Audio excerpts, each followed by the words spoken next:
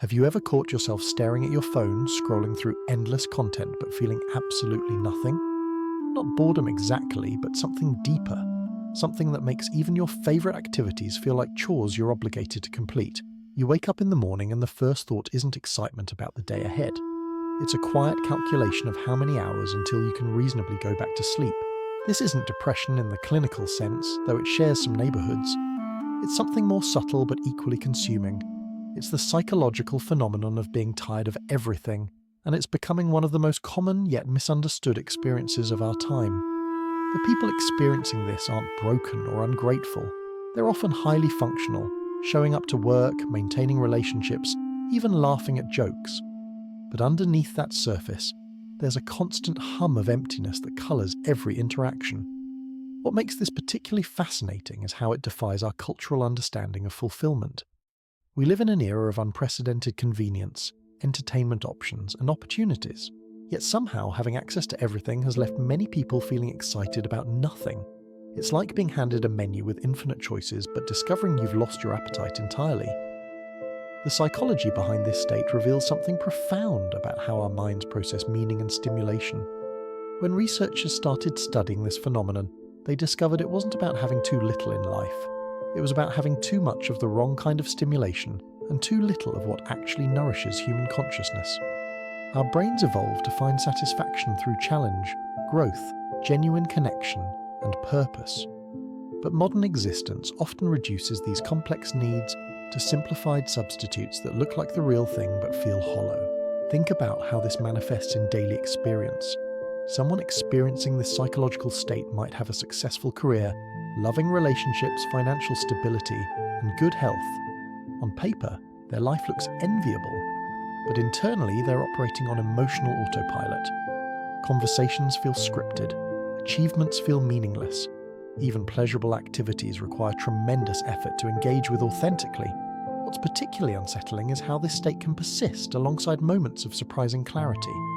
They might have brief windows where something breaks through the fog, a song that actually moves them, a conversation that feels real, a sunset that registers as beautiful rather than just bright. But these moments feel fragile and fleeting, like trying to hold water in cupped hands. The contrast between these glimpses of aliveness and their baseline numbness can be almost cruel because it reminds them of what they're missing the rest of the time. The modern mind has become incredibly efficient at multitasking, but terrible at single-tasking with presence. We've trained ourselves to expect constant novelty, constant input, constant validation. But novelty has a half-life, and when everything becomes routine stimulus, nothing feels genuinely stimulating anymore. It's the psychological equivalent of developing tolerance to a substance.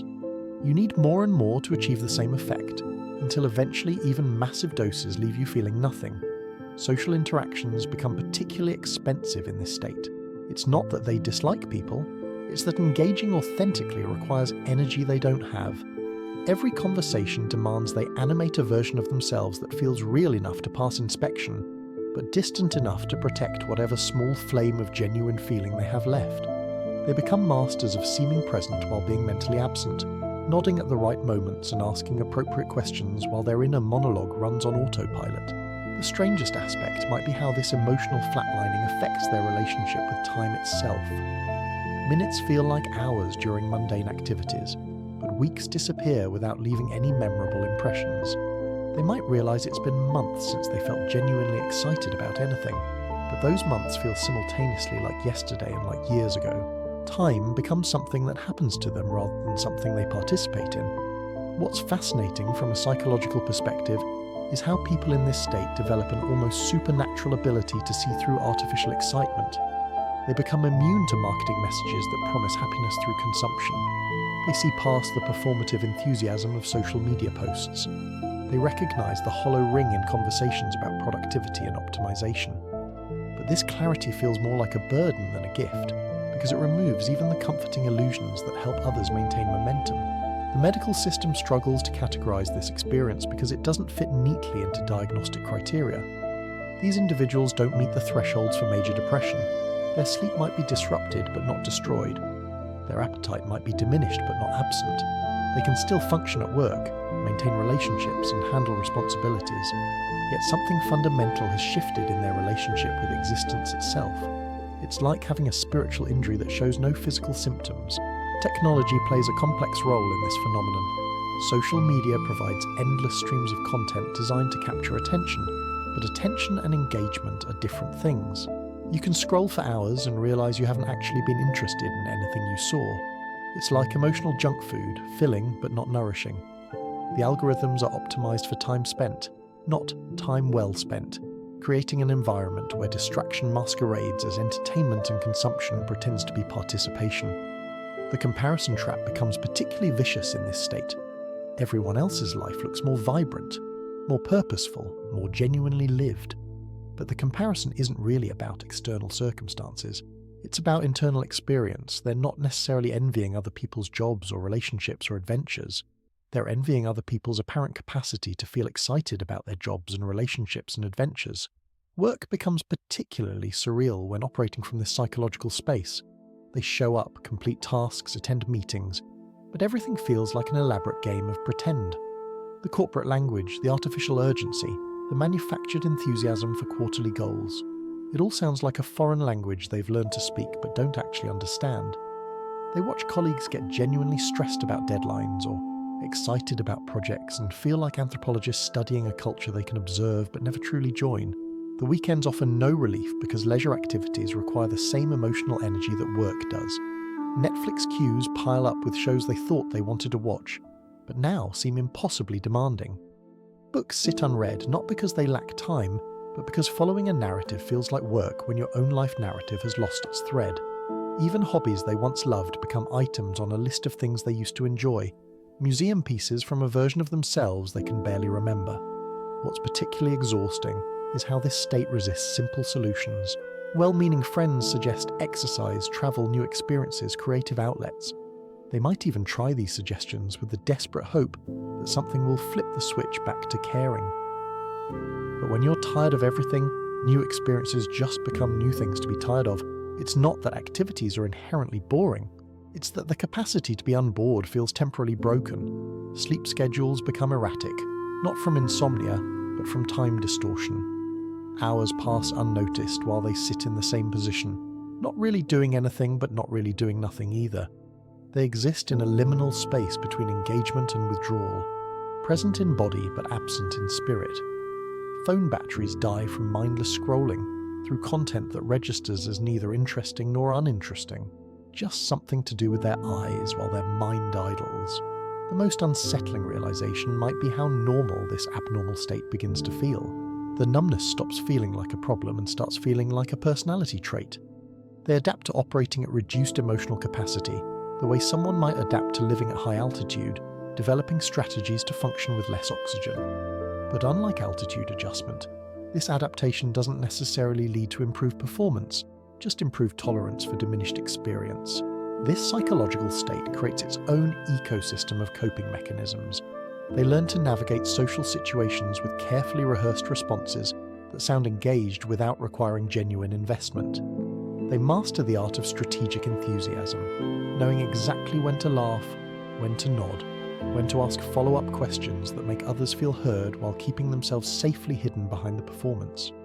The physical world starts feeling oddly distant too. Food loses its taste complexity, becoming mere fuel rather than pleasure.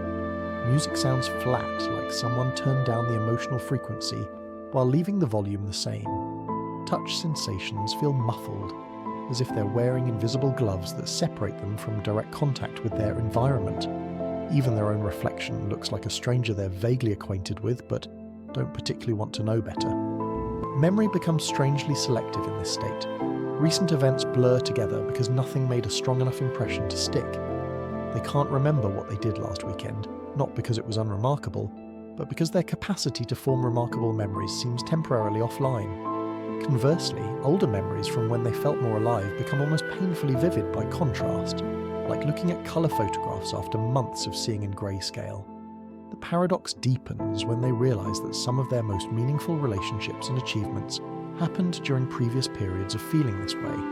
They functioned, they contributed, they even helped others, all while feeling fundamentally disconnected from their own experience. This recognition brings both comfort and concern. Comfort because it proves they can navigate life even in this state. Concern because it suggests this might be their new normal rather than a temporary phase. Conversations about the future become particularly challenging when someone asks about plans, goals, dreams. The questions feel like they're being asked in a language they used to speak fluently but have somehow forgotten. The concepts of wanting, anticipating, striving feel foreign. It's not that they're pessimistic about the future, it's that the future feels like an abstract concept rather than something they're actively moving toward. What emerges from this fog is a peculiar form of wisdom, though it doesn't feel wise in the moment. People in this state develop an almost supernatural ability to see through the artificial excitement that drives so much of modern culture. They can spot manufactured urgency from miles away. They recognize when enthusiasm is genuine versus when it's performance anxiety disguised as passion. But this clarity comes at a cost because it makes participating in the collective illusions that keep society humming feel exhausting. The guilt compounds because they recognize how their emotional absence affects others. Partners notice the distance. Friends sense the disconnect. Family members ask if everything's okay with that particular tone that means they've already concluded everything is not okay. But explaining this state feels impossible without sounding melodramatic or ungrateful. How do you tell someone you love that you're not depressed? You're just tired of existing in your current form. Some find temporary relief in extreme experiences, seeking intensity to break through the numbness. They might travel to distant places, try adventure sports, or pursue dramatic life changes. But intensity and meaning aren't the same thing. A bungee jump might produce adrenaline without producing purpose. Moving to a new city might change the scenery without changing the internal landscape. The novelty provides brief distraction, but the underlying emotional architecture remains unchanged. Others retreat further inward, creating increasingly small worlds where they can manage their limited emotional resources.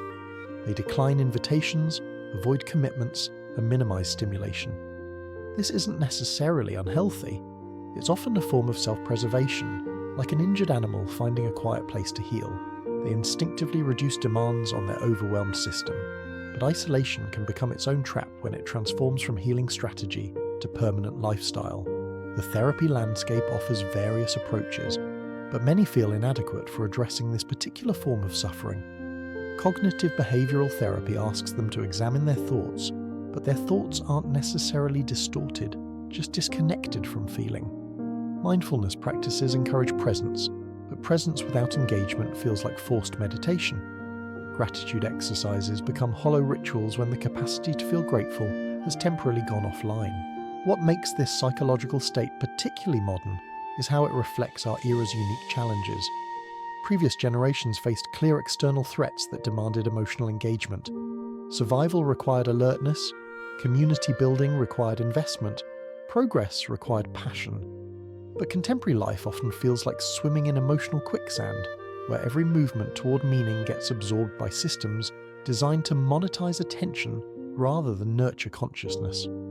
The most profound realization for those trapped in this emotional fog is that they're not broken, they're overwhelmed.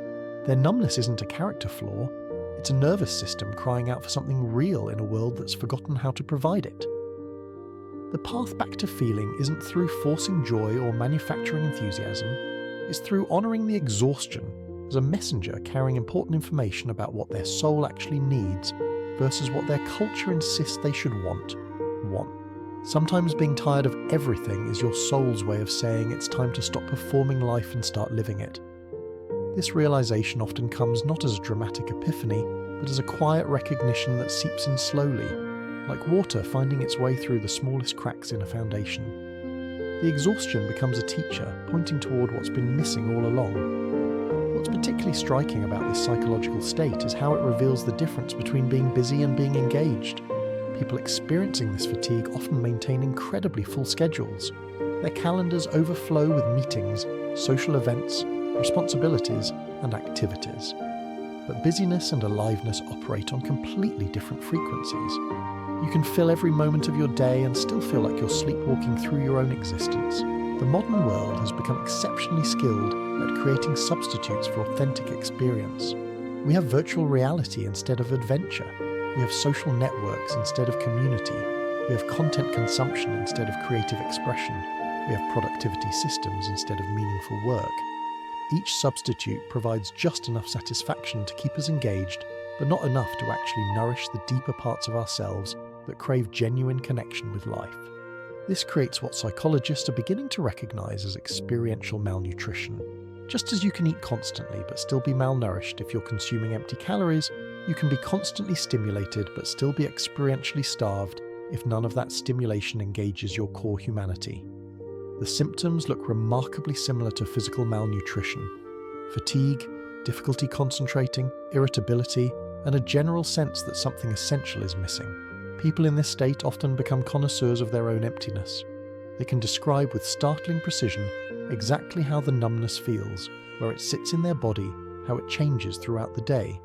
They develop an intimate relationship with their own disconnection, studying it with the fascination of a scientist examining a particularly puzzling specimen.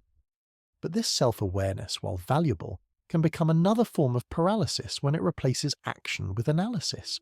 The cultural narrative around this experience tends to pathologize it immediately.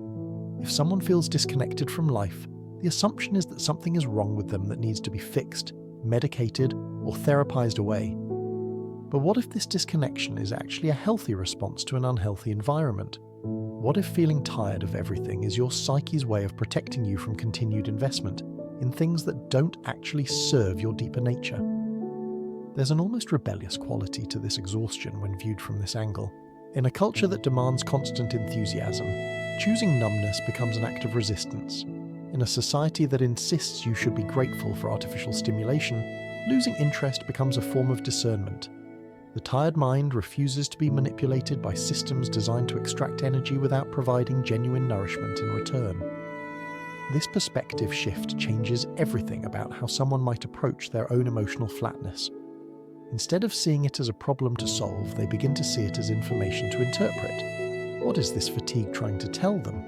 What aspects of their life are demanding energy without providing meaning? What parts of their daily existence feel performative rather than authentic? The answers often point toward a fundamental misalignment between who they are and how they're living. They might discover they've been chasing goals that never actually belonged to them, inherited from family expectations or cultural programming. They might realize they've been trying to find fulfillment through external validation when their nature craves internal satisfaction. They might recognize they've been seeking complexity when their soul yearns for simplicity. This misalignment creates a constant drain on their emotional resources. It's like trying to run software designed for a different operating system. Everything works technically, but nothing runs smoothly. Tasks that should feel effortless become laborious. Decisions that should feel obvious become overwhelming. Experiences that should bring joy feel hollow because they're not actually aligned with their authentic preferences and values. The path out of this psychological quicksand rarely involves dramatic life changes. More often, it requires microscopic adjustments that slowly realign their daily existence with their actual nature. Someone might discover that they're an introvert who's been living an extroverted lifestyle, constantly depleting themselves through social obligations that feel draining rather than energizing. Or they might realize they're a creative person who's been channeling all their energy into analytical work, leaving their imagination undernourished and restless. These realizations don't always lead to obvious solutions. Someone can't necessarily quit their job, move across the country, or completely restructure their relationships. But they can begin making small choices that honor their authentic preferences. They can say no to invitations that feel obligatory rather than exciting.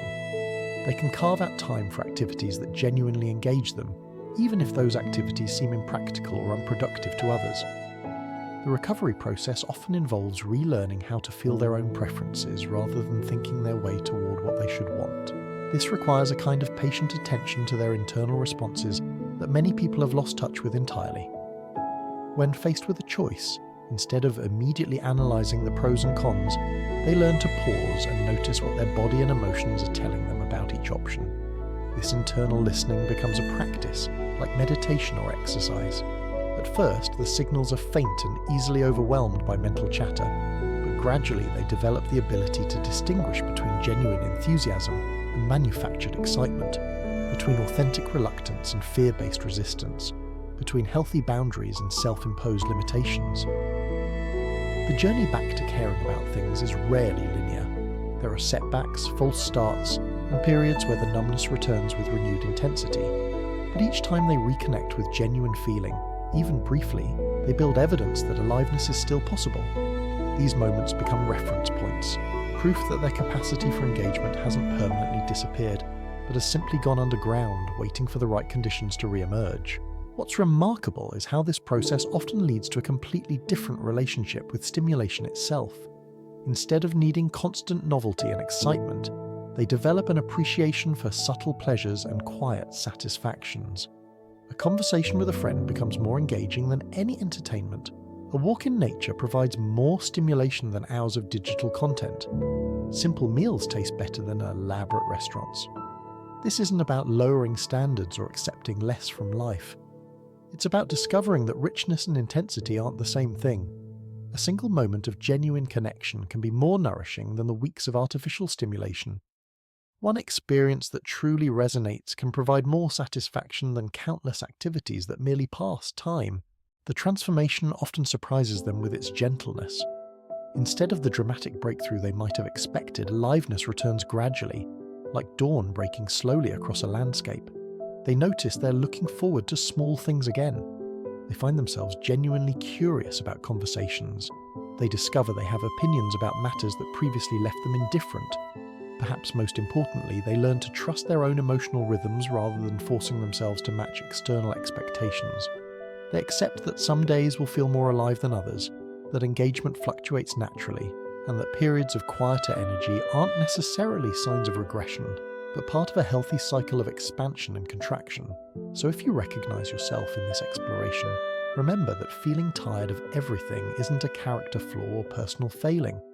It's often a sign that your deeper self is refusing to accept substitutes for authentic experience. Your exhaustion might be the wisest part of you, quietly insisting that you deserve more than a life lived on autopilot. Sometimes the most profound healing begins not with forcing yourself to care, but with honouring the part of you that's simply too tired to pretend anymore.